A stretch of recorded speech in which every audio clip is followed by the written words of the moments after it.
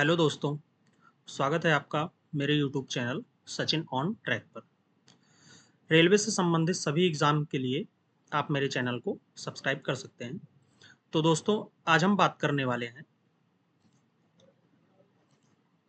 RRB NTPC graduation level dB experience के बारे में, जो कि मेरी डीबी मुंबई जोन में हुआ था।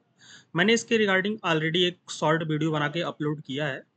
तो इस वीडियो में हम डिटेल्ड में जानेंगे कि क्या-क्या चीज़ें मेरे साथ डीबी प्रक्रिया में हुई थी। उस चीज़ के बारे में हम इस वीडियो में डिटेल में जानेंगे। सबसे पहले मैं अपनी कैटेगरी बताना चाहता हूँ। मेरी जो कैटेगरी थी वो ईडब्ल्यूएस थी। ईडब्ल्यूएस से मैंने फॉर्म अप्लाई किया था।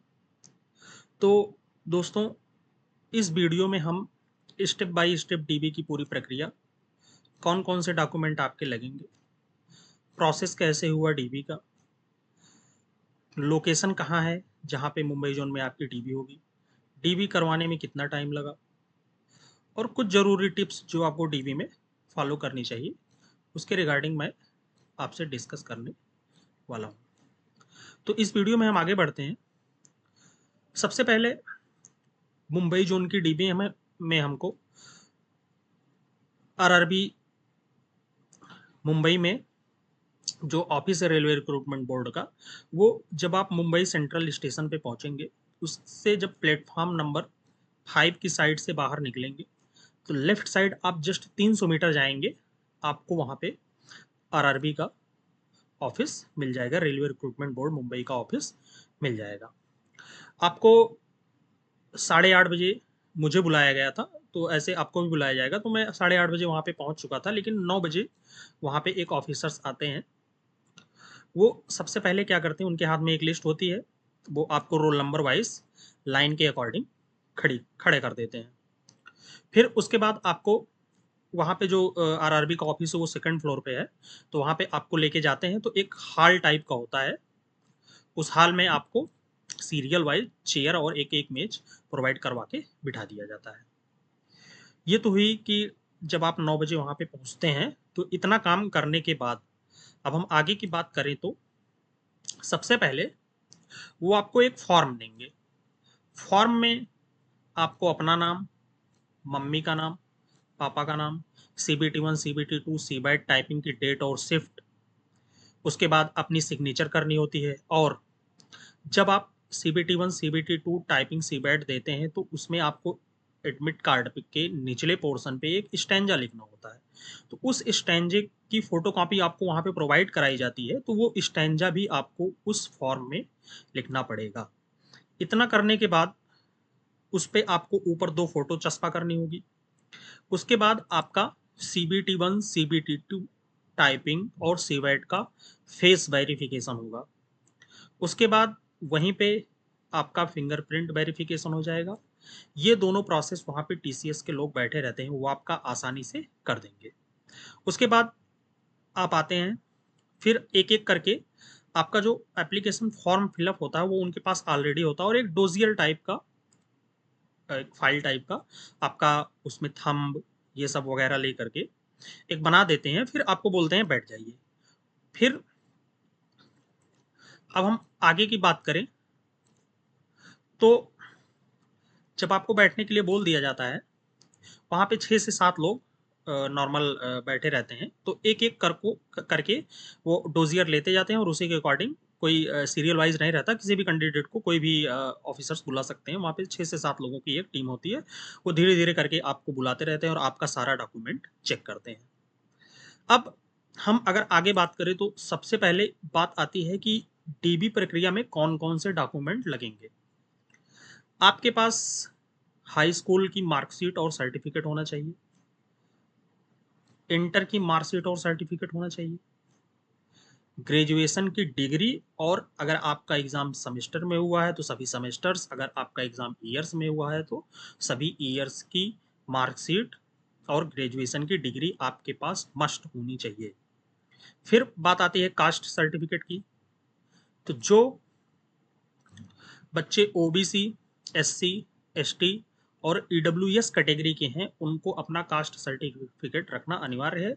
और कास्ट सर्टिफिकेट में आपका फॉर्म क्लोजिंग डेट के पहले का आपका कास्ट सर्टिफिकेट बना हुआ होना चाहिए। 2024 में वैकेंसी आई थी, तो आपका जब फॉर्म क्लोजिंग डेट था उसके पहले का आपका ईडब्ल्यूएस, ओबीसी, एससी और एसटी सर्टिफिकेट बना हुआ होना चाहिए। अब बेसिकली मैं ईडब्ल्यूएस कैटेगरी से बिलोंग करता हूं, तो मेरा 2024 का ईडब्ल्यूएस था, और उसके बाद करंट ईयर का भी ईडब्ल्यूएस उन लोगों ने लिया था। करंट ईयर का ईडब्ल्यूएस उन लोगों ने लिया था, तो मेरे पास वो चीज़ अवेलेबल थी और मैंने उनको प्रोवाइड करवा दिया। ठीक, अब बात हो गई ये तो ईडब्ल्यूएस की। उसके बाद आपका आधार कार्ड, CBT 1 का एडमिट कार्ड, हाफ पे उसका पेयर, फिर उसके बाद CBT 2 का, CBET का और टाइपिंग का, और उसके साथ आपके पास 5 से 6 पासपोर्ट साइज की फोटो भी होनी चाहिए। अब आगे हम बात करते हैं।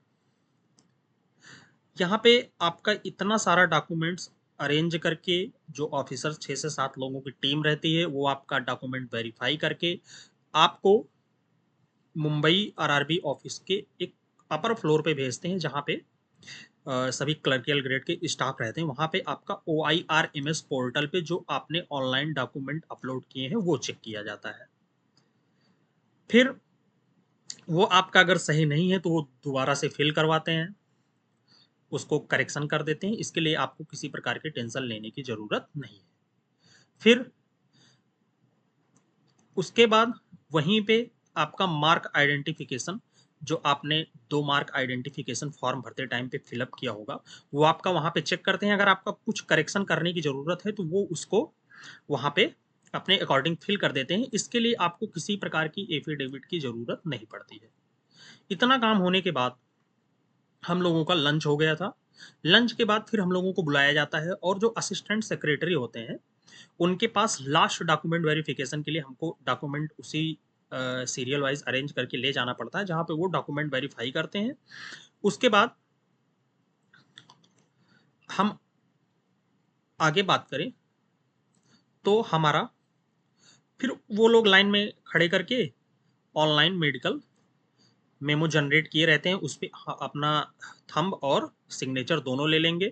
उसी टाइम आपको बैंड भी पहना देंगे, और आपके एडमिट कार्ड पे वो कौन सा हॉस्पिटल आपका अलॉट हो रहा है ये चीज़ें एक सील लगा देंगे, और उसमें डेट और टाइम मेंशन होगा। जैसा कि इसमें आप देख सकते हैं डेट और टाइम मेंशन है। ठीक इसी तरह आपका हॉस्पिटल लिखा रहेगा, जैसे इसमें कल्याण लिखा हुआ है तो आपका कहीं भी पड़ सकता है, तो वैसे आपका सील पे हॉस्पिटल लिखा रहेगा, और उसी डेट पे उसी टाइम पे आपको उस हॉस्पिटल में जाना होगा। उसके बाद अगर हम एक डॉक्यूमेंट और मैंने ऐड करना शुरू में भूल गया था, तो मैंने लास्ट में ऐड कर दिया है कि आपके पास डीबी का एडमिट कार्ड जरूर होना चाहिए, जो आपको ऑनलाइन डीबी आपके ईमेल पे आया होगा या आप ऑनलाइन निकाले होंगे। तो आपके पास डीबी का एडमिट कार्ड मस्ट होना चाहिए, उसी पे आपका सारा चीज़ वहाँ पे डॉक्यूमेंट वेरिफिकेशन चलेगा।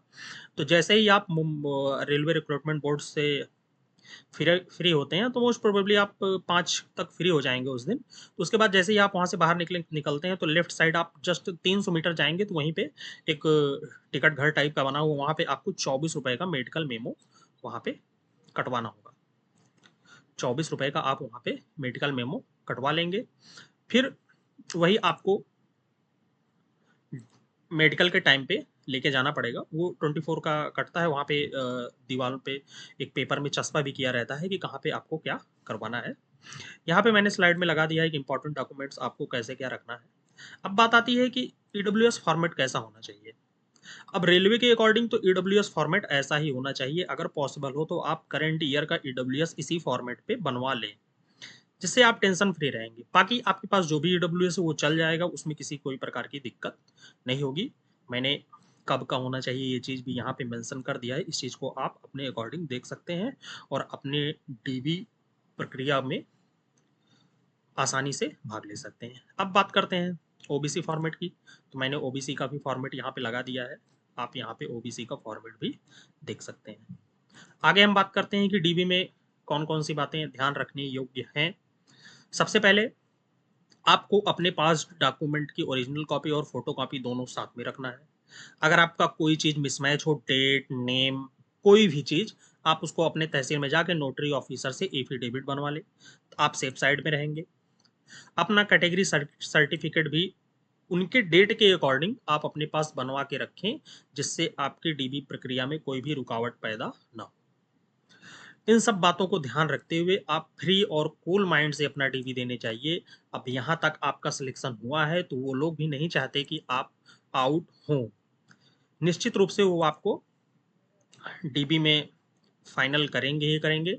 हाँ, थोड़ा दिक्कत आ सकती है, अगर आपका कुछ चीज़ें मिसमैच हो तो वो आपको ब्लॉक डेट प्रोवाइड कर देंगे। किसी भी कोई प्रकार की दिक्कत होगी, अगर आपके पास कोई डॉक्यूमेंट नहीं है, वो डॉक्यूमेंट आप बनवा के ला सकते हैं, तो वो आपको ब्लॉक डेट पे दे देंगे। आप ब्लॉक डेट पे जाके अपना डॉक्यूमेंट सबमिट करके अपनी डीबी पूरी कर सकते हैं। लेकिन अब ब्लॉक डेट पे जाना फिर आना एक हेक्टिक शेड्यूल हो जाएगा। इसके लिए आप पहले से ही अपना एफिडेविट्स वगैरह तैयार रखें, अपने डॉक्यूमेंट सारे मजबूत रखें, जिससे आपकी डीबी प्रक्रिया में किसी प्रकार की रुकावट पैदा ना हो। तो आशा करता हूँ दोस्तों, इस डॉक्यूमेंट वेरिफिकेशन का डिटेल्ड वीडियो आपके आने वाले डॉक्यूमेंट वेरिफिकेशन के लिए काम आएगा। अगर आपको यह वीडियो अच्छी लगी हो तो आप इस चैनल को लाइक, शेयर और सब्सक्राइब कीजिएगा, और लास्ट में कमेंट जरूर करिएगा। तो आज के वीडियो में दोस्तों सिर्फ इतना ही। थैंक यू दोस्तों, Sachin on track YouTube channel पर जुड़ने के लिए। Thank you.